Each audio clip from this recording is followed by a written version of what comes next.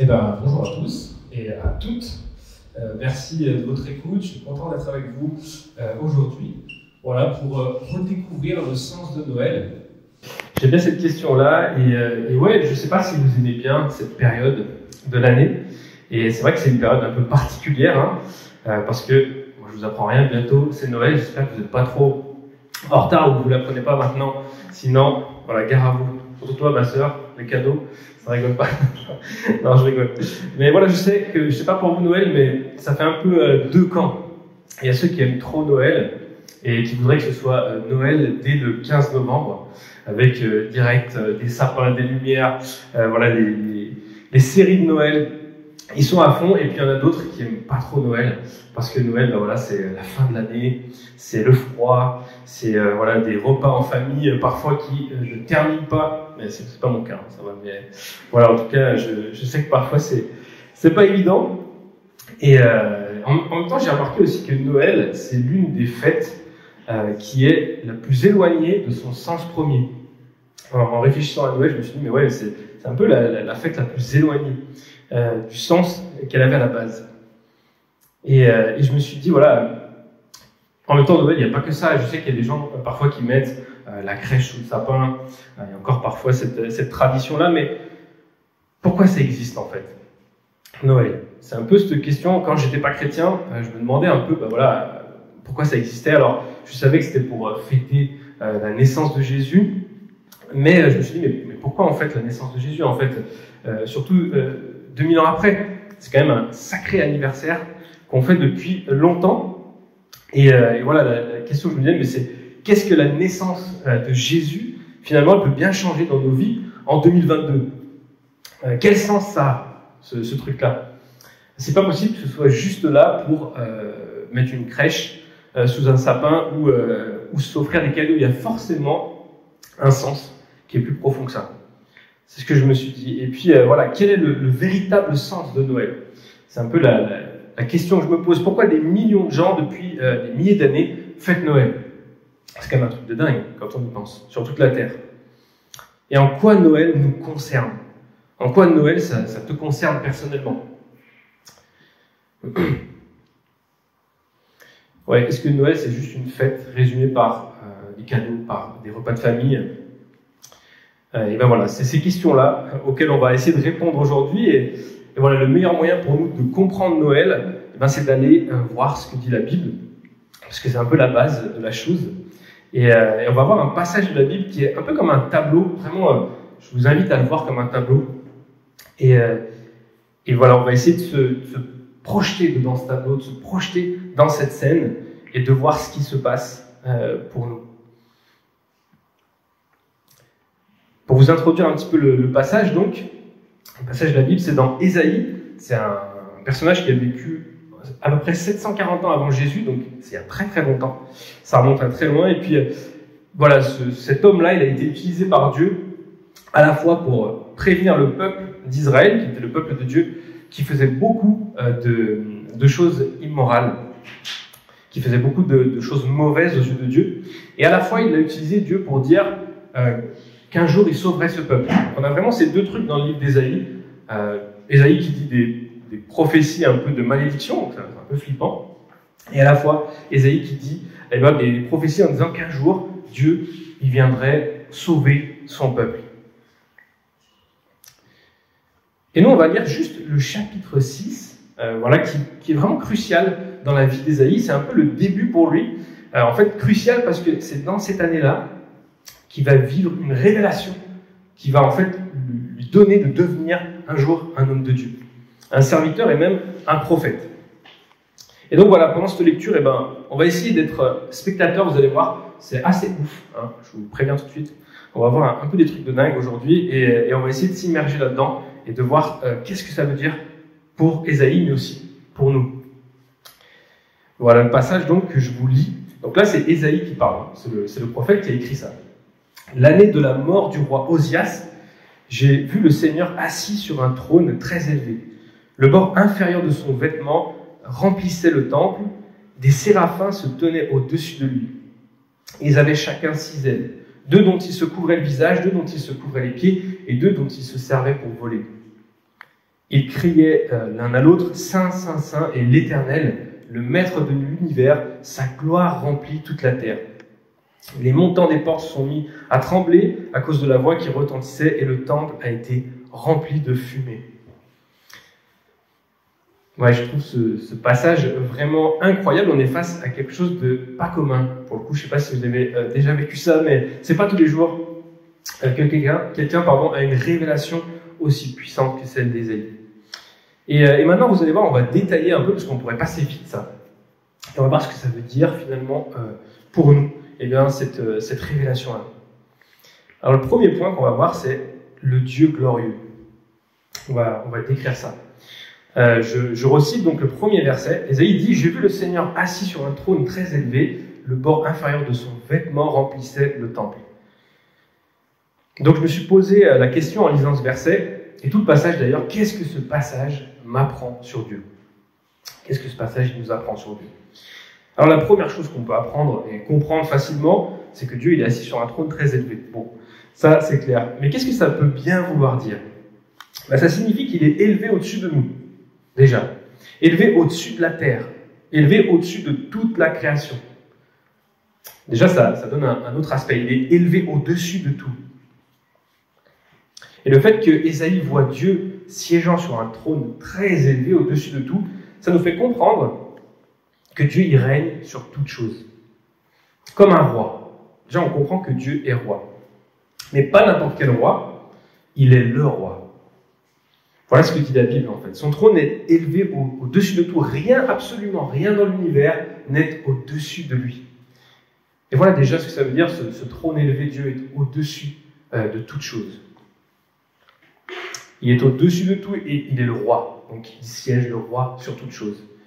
Alors pour nous, le terme roi, c'est pas ouf. Hein. Ça rappelle peut-être des mauvais souvenirs, surtout en France, mais c'est bien mérité parce que franchement, des rois corrompus, il y en a eu plein et malheureusement, je crois qu'il y en a encore et il y en aura encore. Mais ce qui est excellent avec la révélation de Dieu, dans la Bible en tout cas, c'est qu'il se révèle comme étant un très bon roi. Un très très bon roi. Il n'est pas corrompu. Au contraire, un des attributs de Dieu, c'est qu'il est pleinement juste. Et je trouve ça vraiment rassurant de me dire que si Dieu est roi, eh bien il est pleinement juste. Il est le bon roi. Pas d'injustice avec lui, pas de mauvais jugement, pas d'erreur. Et notre monde, il a tellement besoin de justice. Hein. Je ne sais pas si vous voyez comment c'est affreux, en fait, l'injustice. C'est quelque chose qui nous ronge, en vrai. On a tellement besoin de justice et c'est tellement bon de se dire que Dieu est un roi juste. Et la Bible, elle ne nous dit pas qu'il est seulement juste, elle nous dit qu'il est entièrement juste, qu'il est toujours juste. Autrement dit, il est juste dans tout ce qu'il est, ça c'est dans sa nature, mais il est juste aussi dans tout ce qu'il fait. Et donc ça c'est dans ses actions. Dieu est entièrement juste, pleinement juste. Et donc Dieu il se révèle d'abord à Ésaïe en tant que roi élevé. Ça c'est la première partie. Puis on voit dans le verset, je ne sais pas si vous vous rappelez, le bord inférieur de son vêtement remplissait le temple. Et ce détail, il accentue encore sa majesté. En gros, tellement qu'il est grand, tellement qu'il est majestueux, rien que son vêtement, alors c'est une image, hein, elle remplit le temple. Comme pour montrer que même le plus gros édifice qui soit, il est rempli juste par le bout du vêtement de Dieu. Comme pour remettre un peu les humains à leur place, vous voyez. Des fois, on aimerait bien mettre Dieu dans une boîte, l'enfermer, mais aucun édifice, quelle que soit sa taille ou sa beauté, ne peut contenir Dieu. C'est ça aussi qu'on peut comprendre là-dessus. Il est trop imposant, trop glorieux pour être enfermé. Et donc cette vision elle a dû saisir Ésaïe. Là. Déjà, je pense qu'il devait être assez choqué. C'est pas souvent, comme je disais, qu'on voit des choses comme ça, mais on va continuer, vous allez voir, ça va augmenter encore en puissance dans la révélation. Donc, on a lu ça tout à l'heure, des séraphins se tenaient au-dessus de lui, ils avaient chacun 6 ailes, 2 dont ils se couvraient le visage, 2 dont ils se couvraient les pieds, et 2 dont ils se servaient pour voler. Ils criaient l'un à l'autre, « Saint, Saint, Saint est l'Éternel, le Maître de l'univers, sa gloire remplit toute la terre. » Alors maintenant, après avoir vu ça, là, Dieu élevé, il voit au-dessus de Dieu, enfin, autour comme ça, des anges. Les séraphins, ça correspond à un groupe d'anges dans la Bible, qui sont avec Dieu et qui l'adorent. Dieu est vraiment glorieux, et là on a une bonne vision de ça. Dieu qui trône, tellement qu'il est saint, des anges qui chantent comme ça autour de lui, tellement qu'il est parfait, ils disent tout ce qu'il est. Et puis d'abord, ils disent 3 fois Saint, Saint, Saint est l'Éternel. Et le mot saint, il est un peu déformé aussi dans notre société. Il faut qu'on le redéfinisse avec ce que dit la Bible. Saint, ici, là, dans ce passage, ça peut vouloir dire soit mis à part, comme si Dieu était mis à part, soit, et celui-là c'est mon préféré, non contaminé. Et j'aime bien le non contaminé parce que franchement, quand tu regardes la terre, tu captes vite que nous, on est quand même assez contaminés. Et donc ça donne une belle image, je trouve, de Dieu qui n'est pas contaminé. Il n'est pas contaminé par le mal, il est totalement pur, sans aucune noirceur. Ça, c'est ce que dit ce passage. En gros, le saint veut dire que le mal ne le touche pas. Et comme pour la justice, encore une fois, on a dit tout à l'heure, il est entièrement juste, et bien sa sainteté, elle traverse tout son être. C'est pas juste un trait de caractère, en fait. C'est vraiment quelque chose qui fait partie de sa nature fondamentale. Dieu est saint et non contaminé. On la retrouve dans toutes ses qualités, en fait, cette sainteté. Par exemple, sa sagesse, elle est sainte. Ça veut dire qu'elle est totalement pure. Son amour, il est saint. Sa colère, elle est sainte. Sa morale, sans aucune tache, sans aucune noirceur. Donc ça nous dresse un peu un tableau de Dieu. Tout ce que Dieu est, encore une fois, est saint, pur et parfait. Tout ce qu'il fait est saint, pur et parfait. Sans noirceur. Et je vous le dis direct, on ne connaît pas une telle sainteté dans notre monde. En fait, c'est ce qui est difficile à comprendre, je pense, avec Dieu, c'est qu'on ne connaît pas ça. Tous et tout, on a tous en nous une part de noirceur, on le voit, hein. Très rapidement, des fois on switch. Mais Dieu, lui, il n'a pas ça. Il n'a pas cette noirceur-là. Tout son être est saint. D'ailleurs, il est tellement saint que même les anges, quand ils viennent devant lui, ils se cachent. Vous avez vu, ils ont des ailes, ils se cachent parce qu'ils ne peuvent pas rester dans sa présence. C'est intenable, en fait. Alors, si même les anges ne peuvent pas se tenir devant lui, je me suis dit, franchement, bon, on est un peu en galère. On est un peu en galère pour nous. Personne ne peut tenir dans la présence de Dieu. Personne. Dieu est trop saint. Et puis, ils disent 3 fois saint. Vous avez vu, c'est un peu bizarre, saint, saint, saint. Alors, le truc qu'on peut comprendre, c'est que c'est comme si saint fait écho aux autres saints. En fait, il est tellement saint que le dire une fois, ça ne suffit pas. C'est comme des fois, je ne sais pas si vous avez vu, tu as un bon moment et puis tu dis c'était trop, trop bien. En fait, les enfants ils disent c'était trop, trop, trop, trop bien. C'est comme si on veut accentuer ça. Et là, les anges ils disent il est saint, saint, saint. En gros, c'est vraiment énorme. Dieu est entièrement saint. Ça, c'est vraiment des choses, il est entièrement juste, entièrement saint. Franchement, pour nous, c'est vraiment dur à comprendre. Et voilà ce que dit la Bible en tout cas. Et puis on voit après qu'ils se criaient l'un à l'autre, donc Saint, Saint, Saint est l'Éternel, le Maître de l'univers, sa gloire remplit toute la terre. Ils disent maintenant qu'il est le Maître de l'univers et que sa gloire remplit toute la terre. Et on va se focaliser sur Maître de l'univers. Et là aussi, ça va forcément nous dépasser. La Bible a dit que Dieu, il est créateur de tout, d'absolument tout, et qu'il est le Maître absolu de tout. Il est même dit que l'univers il a été créé à partir de sa parole. Là, on touche vraiment quelque chose d'assez ouf. Et ça veut dire en gros qu'avant que Dieu n'entame la création de l'univers, il n'y avait rien d'autre qui existait à part lui. Il est l'Éternel, celui qui existe de tout temps. Il n'y avait rien d'autre. Avant qu'il commence à créer, il n'y avait que lui. Et là, quand on réfléchit à ça, c'est vraiment incroyable. On peut s'y perdre. Et c'est même incompréhensible, je pense, dans un certain sens. Et je ne pense pas qu'on puisse comprendre ces choses-là tellement qu'elles nous dépassent. C'est vrai qu'on a grandi dans notre connaissance de l'univers, des choses qui nous entourent, et ça, c'est vraiment bien. Je pense qu'il faut y penser. Mais en l'occurrence, le Dieu maître de l'univers, je pense que ça nous dépasse.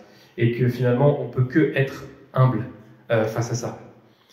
Ça ne veut pas dire qu'on ne doit pas essayer de comprendre, mais ça reste quand même complexe. Et j'aime bien cette phrase qui dit, en théologie, on dit qu'on ne peut pas comprendre Dieu, mais on peut le connaître. On peut connaître Dieu. Dieu ne veut pas que tu le comprennes, de toute façon tu n'y arriverais pas. Ce qu'il veut, c'est que tu le connaisses. Tu le connaisses de manière personnelle. On peut connaître quelque chose sans le comprendre. Et c'est un peu ce que Dieu veut aussi. Ce qui n'empêche pas de réfléchir, mais il veut que tu sois en relation avant tout. La relation, elle prime sur ces choses-là. Et on parlera plus tard justement de la relation. Dieu, il est donc infini. Infini dans le sens qu'il n'a pas de limite, aucune limite. On l'a dit, il est bien plus grand que tout ce qu'il a créé, que tout ce qui existe. L'image que moi j'aime bien prendre pour expliquer un peu ça, c'est comme si en fait Dieu il tient tout l'univers dans la paume de sa main. Alors cette image elle est imparfaite parce que franchement je crois que la main de Dieu est bien plus grande que ça en fait. Mais c'est pour vous donner une image. Dieu tient tout l'univers dans sa main. Dieu est tellement grand, tellement infini, en tout cas c'est ce que nous dit la Bible et j'aimerais qu'on comprenne ça en tout cas de Dieu. Dieu nous dépasse. Et tellement on voit des fois Dieu petit, finalement. Alors que dans la Bible, il n'est pas dit ça. Et j'aimerais qu'on s'arrête 2 secondes, parce que là, franchement, déjà, rien que là, il y a du lourd, il y en a pour une vie à réfléchir là-dessus. Et on a vu en tout cas que Dieu, il est élevé au-dessus de tout. On a vu qu'il est le roi juste et qu'on peut se confier pleinement en lui. On a vu qu'il est saint et pur, et puis qu'il est maître de l'univers. Ces attributs-là, ils sont uniques à Dieu. Des attributs qui sont propres à lui. Et si on prend le temps de les observer, de les méditer, ça peut vraiment changer notre façon de voir. De voir le monde, de nous voir nous-mêmes, de voir Dieu. Et c'est vrai qu'en tant que chrétien, comme je disais, on oublie tellement ces vérités-là. On vit notre vie comme si Dieu il était petit, comme si Dieu c'était notre pote, comme si c'était un homme, vous voyez. Mais en fait, pas du tout. Personne ne possède ces qualités-là. Et en fait, quand on réfléchit à Dieu, on peut être que ébahi devant lui. Et je pense que ce passage aussi, il est là pour qu'on soit ébahi devant Dieu, qu'on soit passionné de lui, pas juste dans une sorte d'obligation. Il y a quelque chose d'incroyable. Et pour grandir dans notre foi, le premier conseil qu'on peut avoir, c'est de garder les yeux fixés sur Dieu, en fait, pas sur nous. Et souvent, on a les yeux sur nous. Mais Dieu, il dit, regarde-moi, regarde comme je suis. La Bible elle nous dit qu'il est la lumière de la vie. Et en tout cas, Ésaïe a dû être choqué. Là, je pense qu'il était assez scotché. Et on va voir notre deuxième point. Le deuxième point, c'est la contamination de l'humanité. Alors, voilà, vous savez ce que c'est la première réaction d'Ésaïe face à cette vision? On peut se dire, voilà, je sais pas, il devait être ébahi ou autre. La première chose, c'est la crainte. Il a eu peur, il a été terrifié. Et sa peur, elle vient d'un point très particulier. Elle vient pas de n'importe quoi. Voilà ce que Ésaïe dit tout de suite après avoir vu ça. Il dit « Malheur à moi, je suis perdu car je suis un homme aux lèvres impures. J'habite au milieu d'un peuple aux lèvres impures et mes yeux ont vu le roi l'Éternel, le maître de l'univers. Malheur à moi. » La première réaction qu'il a, c'est « Oh, je suis perdu en fait. Là, je suis perdu, je suis un homme aux lèvres impures. » La première chose qu'il a, c'est qu'il reconnaît son impureté. Et en même temps, on le comprend parce qu'il se retrouve quand même face à Dieu. Et tout ce qu'on vient de dire dans l'analyse, là, c'est posé. Lui, il l'a pris en pleine tronche. Il a vu tout ça, il a été scotché par Dieu. Et donc, on peut très facilement comprendre en fait sa réaction. Et même n'importe qui d'entre nous, franchement, se retrouve face à une telle grandeur. Je pense qu'il réagirait comme Ésaïe. Il dit même que son peuple, lui, est tout impur aussi. Tout le monde face à un Dieu aussi saint ressent son impureté. C'est obligatoire. Qui peut tenir en fait face à lui, franchement? Même les anges, ils se cachent. Et c'est là qu'on commence à avoir un problème avec cette révélation, parce que à la fois tu as Dieu qui se révèle à l'humanité, et à la fois, tu as Dieu qui est trop saint, trop glorieux, trop pur. Et ça, c'est une sorte de paradoxe en fait dans ce passage et dans toute la Bible. Et on a dit que saint voulait dire non contaminé, mais franchement, qui d'entre nous n'est pas contaminé? Qui peut se présenter devant Dieu et dire à Dieu, bon, franchement, je suis comme toi. Nickel. Ok, on est pareil. C'est impossible. C'est vraiment impossible. La vérité, c'est que notre monde, il est contaminé. La création de Dieu, on a dit tout à l'heure, on la détruit non-stop. On s'entretue nous-mêmes depuis toujours, à peu près. En fait, et même les chrétiens, vous voyez, ils n'ont pas fait du bien. Donc, en fait, il y a un vrai problème. On est contaminé. Aucune communauté, aucun endroit, est parfait. La Bible elle dit qu'un jour, Dieu va juger nos actes sur terre, et je crois que beaucoup vont dire comme Ésaïe, waouh, malheur à moi en fait, malheur à moi. Et donc cette révélation, elle provoque cette compréhension en Ésaïe. C'est comme si voir Dieu, en même temps, nous fait voir notre propre cœur. On est contaminé par le mal. C'est ça que provoque la révélation de Dieu en nous. Notre impureté, elle nous coupe de la présence de Dieu. Il n'y a qu'à voir le monde, en fait, on est coupé de Dieu. En fait, c'est vraiment ça. On est coupé, séparé de Dieu. Dieu, il aimerait qu'on s'approche de lui, mais on ne peut pas. C'est comme si Dieu, c'est un feu dévorant, j'aime bien cette image, et que nous, on est une bougie. Tu vois, tu t'approches, tu as beau essayer, oh, j'ai trop envie, mais en fait, tu brûles, tu ne peux pas tenir devant Dieu. C'est impossible, c'est intenable, parce qu'on n'est pas pur. Et s'il nous juge selon nos actes, on est fichu. Personne n'y tiendra. Et donc, Ésaïe ressent ça. Alors, comment faire? C'est un peu la question, genre, c'est quoi ce truc? Comment on peut s'approcher de Dieu? On va le voir maintenant.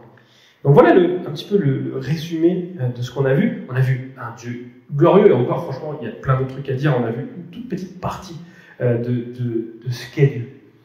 Et puis on a vu que l'humanité, elle est contaminée. Je pense que c'est assez simple à s'en rendre compte. Alors vous vous demandez sûrement, voilà, c'est quoi le rapport entre tout ce que je dis et Noël? Ben, moi aussi je me demande, non c'est pas vrai.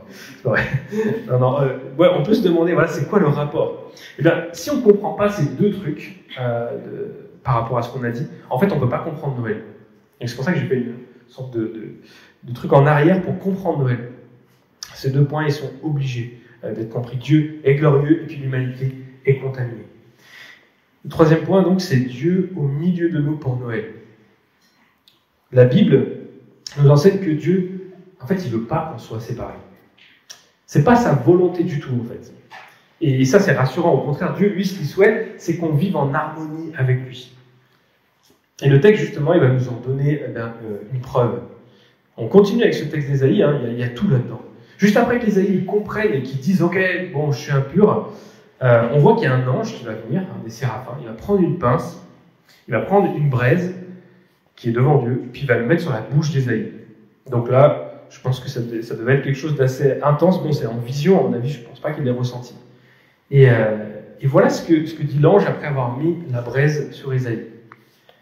Il dit « Puisque ceci a touché tes lèvres, ta faute est enlevée et ton péché est expié. » Et donc tout de suite après ça, après qu'Ésaïe il est purifié là, on voit que son attitude elle va changer. Au départ il est un peu recroquevillé, mais dès que l'ange le purifie, on voit qu'il va parler avec Dieu, que Dieu va lui parler, qu'il va rentrer en relation avec Dieu. Et à partir de ce moment-là, il y a un vrai switch qui va se passer. Et par la suite, en fait, après cette purification, Ésaïe, il va servir Dieu. Ésaïe, il va rentrer comme un prophète, il va être transformé par ce moment-là. Transformé par cette purification, il va être rempli de courage, il va se passer quelque chose d'assez fort. C'est le point de départ pour lui, cette purification. C'est là que ça commence. Alors, un détail important, c'est que Ésaïe, il n'a pas mérité que Dieu le purifie. Vous voyez, est-ce que c'est un super homme? La Bible ne dit pas ça. Est-ce que c'est parce qu'il a fait des trucs de ouf et que Dieu a dit ouais, ok, toi t'es un bon? Non, c'est pas dit non plus. En fait, c'est pas ça. C'est Dieu qui a l'initiative de la purification. Ésaïe, lui, il peut que recevoir. Il reçoit, c'est tout. Dieu, il utilise cette braise pour nous faire comprendre que si tu veux marcher avec lui, tu dois être purifié. Mais je ne pense pas que ce soit par la braise. Et là, croyez-le ou non, mais cette histoire, c'est une préfiguration de Noël. Une préfiguration de Noël. Dieu, il prédit dans cette scène qu'un jour, il va purifier lui-même celles et ceux qui sont contaminés. Pas juste une personne comme là, mais là, c'est toute la terre. Des millions de personnes. Ça annonce prophétiquement Noël, en fait. Pourtant, ça a été écrit 740 ans avant Jésus. Et là, on a une partie de la Bible qui est prophétique, c'est ultra intéressant. Ça veut dire qu'elle annonce des passages qui vont arriver dans l'avenir. Et c'est comme si, voilà, on nous annonce qu'on a besoin d'être purifié. Et Noël, vous allez voir, c'est exactement ça, en fait. C'est là que l'histoire, elle devient encore plus merveilleuse. Moi, que je sais que ce passage me touche. Et on voit que après ce qu'Ésaïe a vécu là, il va annoncer, quelques temps après, il va annoncer clairement Noël. Encore une fois, donc, on est vraiment sur du prophétique. Et ça, c'est assez mystérieux. Donc voilà ce qu'Ésaïe dit quelques temps après ça. Un jour, il parle. Ésaïe dit, voilà pourquoi c'est le Seigneur lui-même qui vous donnera un signe. La Vierge sera enceinte, elle mettra au monde un fils et l'appellera Emmanuel.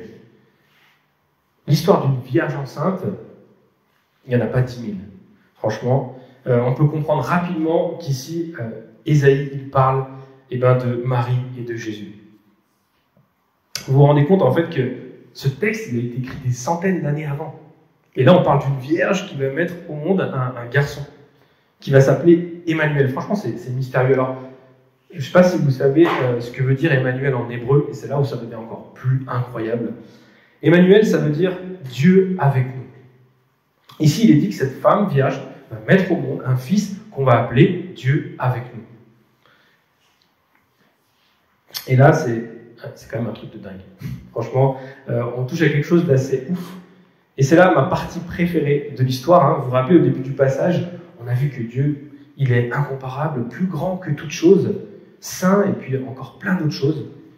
Et là, la Bible nous dit que, en gros, hein, ce Dieu incomparable, immense, infini, il s'est fait homme, parce que là, il s'est incarné dans un petit bébé. Dieu avec nous, c'est ça que ça veut dire. L'enfant que Marie, qu'on a appelé Jésus, elle a mis au monde, selon la Bible, eh bien, en fait, c'est Dieu lui-même qui vient. Le Dieu qui s'est révélé à Ésaïe sur ce trône, eh bien, en fait, il devient un bébé. Le Dieu tout-puissant, glorieux, il devient un tout petit bébé au milieu d'une étable, en plus. Jésus, c'est Dieu fait homme. C'est ça, en fait, que ça veut dire. Emmanuel, c'est Dieu avec nous. C'est vraiment un truc de ouf. Et en fait, c'est ça, Noël. C'est vraiment ça. La Bible nous dit que Jésus, en fait, c'est l'Éternel, le Dieu infini. Et il y a comme un truc qui cloche dans cette histoire, parce que les comparaisons sont vraiment dingues, parce que imaginez-vous un Dieu glorieux, un petit bébé. C'est vraiment un truc qui cloche là-dedans. Le maître de l'univers, il devient un enfant dépendant de ses parents. Pareil. Ça, c'est quoi le sens? Et quel est le but finalement? Quel est le but de cette incarnation? Ok, Dieu, il vient, bon, c'est vraiment incroyable, mais pourquoi? Et bien en fait, c'est pour rétablir la relation perdue avec ses enfants. Pour rétablir en fait cette relation perdue avec nous. Et c'est justement parce qu'on ne peut pas venir auprès de Dieu comme Ésaïe, vous avez vu, c'est impossible d'aller vers Dieu, que Dieu lui a dit, moi je vais venir vers vous. En fait, c'est pas nous qui allons à Dieu, c'est Dieu qui vient à nous. Et c'est pour ça que c'est complètement incroyable. Il nous a tellement aimés qu'il quitte son trône de gloire pour venir partager notre humanité. Il est devenu un homme, pas un super-homme, un homme comme nous. Et vraiment, ouais, quand on réfléchit à ça, c'est pareil, c'est vraiment un truc qui nous amène loin. Et si Dieu est venu, rappelez-vous, c'est avant tout pour nous purifier de cette fameuse contamination. Pour qu'on puisse rentrer dans sa présence, en fait. Alors la question, voilà, comment Dieu il nous purifie en Jésus? Comment il nous permet d'entrer dans sa présence? Il n'est pas juste venu naître au milieu de nous, au final. Il y a forcément un truc. En fait, Noël, si on peut donner une petite définition, c'est Dieu qui vient pour une mission. C'est ça, Noël. Et là, Jésus va faire un truc encore plus incroyable que l'incarnation, à partir de là. On voit qu'il va vivre sa vie pendant 33 ans à peu près, d'une manière parfaite. Et à 33 ans, il va faire un truc complètement dingue. Il va se sacrifier. Il va se laisser torturer, puis il va mourir sur une croix.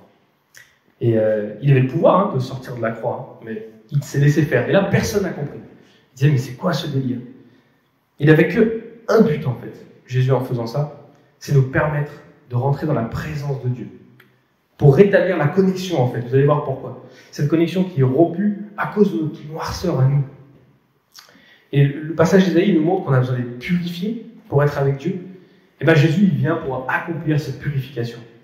Il est venu lui-même absorber la noirceur qui est en nous. Et bien, le but de Noël, c'est ça en fait. Qu'on puisse vivre une relation avec Dieu. C'est ça le but de Noël. Si tu retiens ça, alors tu as tout retenu. En fait, c'est ça le but de Noël. Jésus, il va naître sur une terre pour donner sa vie. Un jour, en fait. Et la Bible dit que quand il est sur la croix, Jésus, en fait, il absorbe le mal de l'humanité. À ce moment-là, il absorbe un truc surnaturel qui va se passer.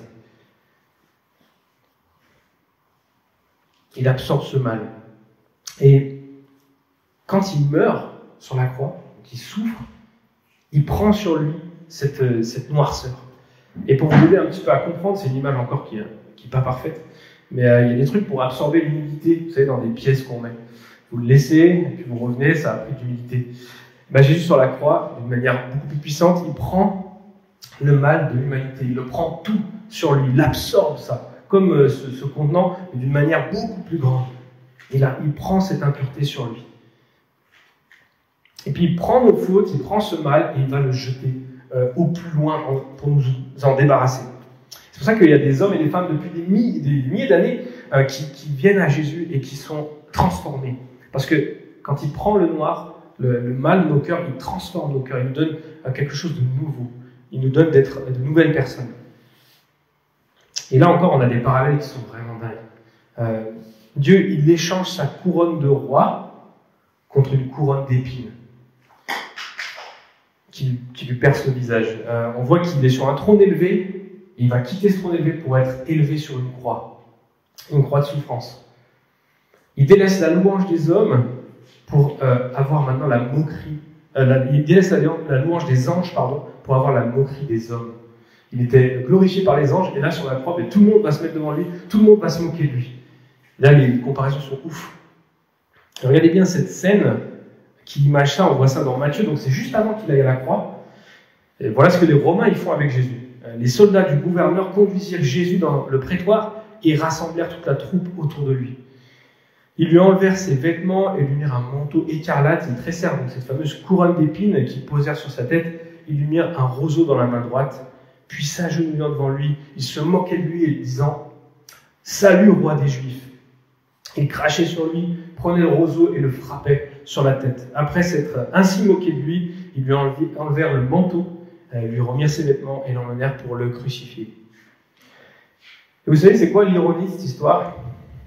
En fait, c'est que Jésus, c'était bel et bien le roi de l'univers. Là, ils lui ont mis un manteau, ils ont dit « Oh, mon roi !» En fait, c'était bien le roi. C'est ça l'ironie de l'évangile.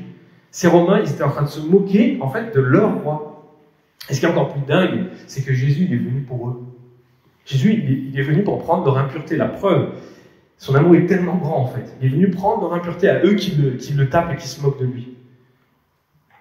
Jésus sur la croix, en fait, ce n'est autre que le maître de l'univers qui s'est révélé à Ésaïe.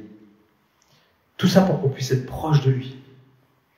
Et cette impureté, elle nous éloigne tellement de Dieu, en fait, que la Bible, elle dit que si on ne se laisse pas purifier par lui, on va passer l'éternité après notre mort loin de Dieu. En fait, c'est ce qu'on appelle l'enfer. Et l'enfer, c'est une mort de souffrance. Et Jésus, il vient pour pas qu'on aille en enfer, en fait. Et c'est pas du tout ce qu'il veut. Son plan, c'est de mourir à notre place, c'est de nous racheter. C'est ça son plan. Nous racheter de cette mort éternelle. Et la bonne nouvelle, c'est que Jésus n'est pas resté mort, parce que sur la croix, il est mort, bien sûr. Il est mort, il n'a pas que souffert.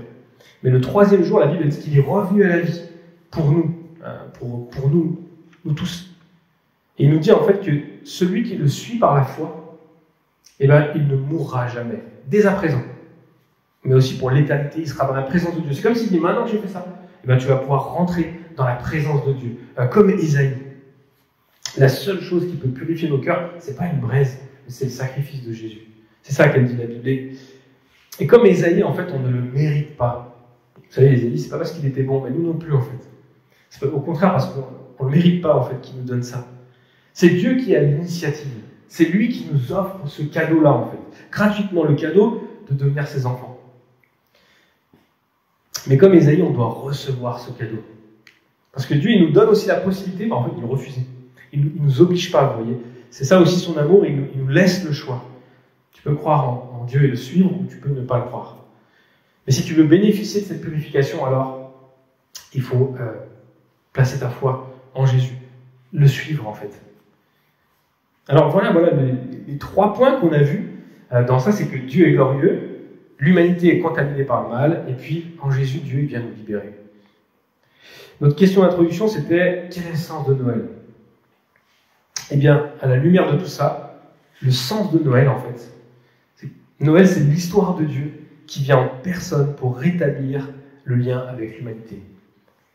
Dieu, il s'incarne pour rétablir le lien. C'est pas juste pour venir avec nous, c'est pas juste un petit bébé qu'on met sous le sapin, c'est Dieu qui s'incarne. C'est un truc mais incroyable. Emmanuel, c'est Dieu avec nous pour toujours, en fait. C'est tellement fou de se dire ça, par rapport à tous les courants de pensée qu'il puisse y avoir. Un Dieu aussi aimant, c'est unique. C'est vraiment unique.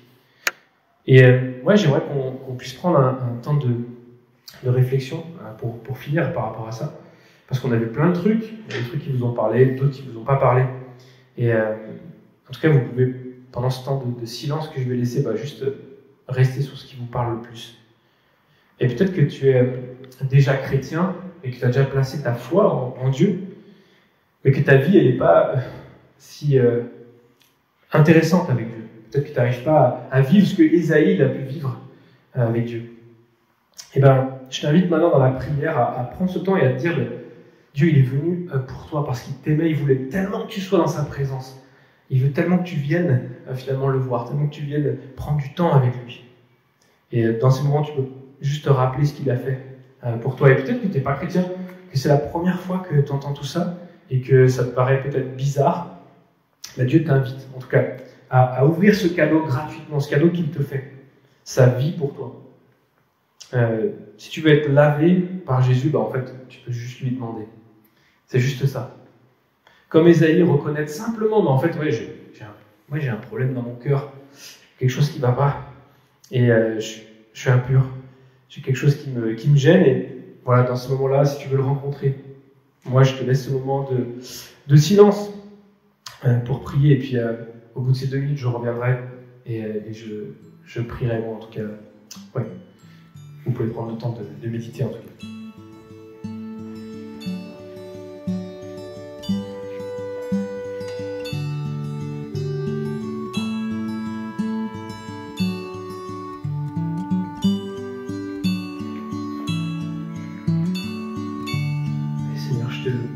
Je te remercie pour ce que tu fais pour nous.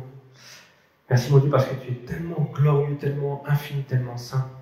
Et tu viens pour nous en fait. Merci parce que tu es tellement grand au-dessus de nous. Et c'est rassurant de se dire qu'on peut se confier en toi. Seigneur, et je te bénis pour qui tu es, mais aussi Seigneur, tu es venu t'incarner au milieu de nous. Toi, le grand Dieu, tu viens te faire tout petit. Tu échanges ce trône en fait, pour ce trône de souffrance, uniquement par amour pour nous, alors qu'en plus on ne mérite même pas. Seigneur, je te bénis tellement pour ce que tu fais, pour qui tu es. Merci pour cette vie que tu nous donnes dès maintenant. Merci parce que tu veux qu'on soit proche de toi, qu'on soit amis avec toi. Toi, le Dieu infini, tu veux qu'on t'appelle Père, tu veux nous appeler tes enfants. Et en quelle grâce d'avoir accès à ça. Mais je te prie de toucher nos cœurs dans ces moments-là, de nous parler. De parler à chacune d'entre nous, où qu'on soit, Seigneur, dans la foi ou pas.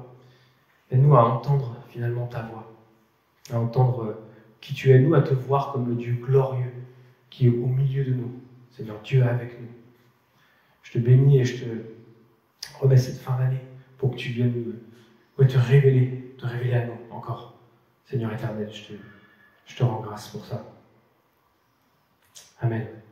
Si vous pouvez peut-être garder les yeux fermés dans ce moment, et la tête baissée, je voudrais vous proposer à ceux et celles qui veulent, en tout cas, si ce message te parle, il n'y a que Dieu qui te voit, tout le monde vraiment garder la tête baissée, mais si tu as envie de répondre à cet appel de Jésus, au fait qu'il te purifie, je te propose de lever ta main.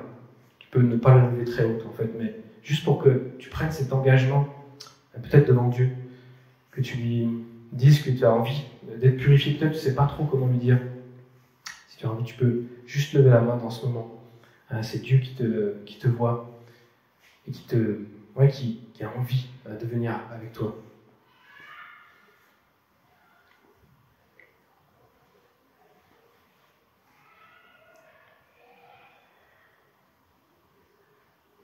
Seigneur, je te bénis en tout cas, viens nous toucher, encore nous parler. Merci parce que tu nous fais grâce et que tu nous aimes. Où qu'on soit, qui qu'on soit. Seigneur, merci. Tu es un Dieu d'amour et on veut te glorifier pour ça, Seigneur éternel. Amen. Yes, merci en tout cas dans ces moments qu'on peut avoir. Je vous propose maintenant qu'on puisse prendre un petit moment d'échange à la fin de nos célébrations.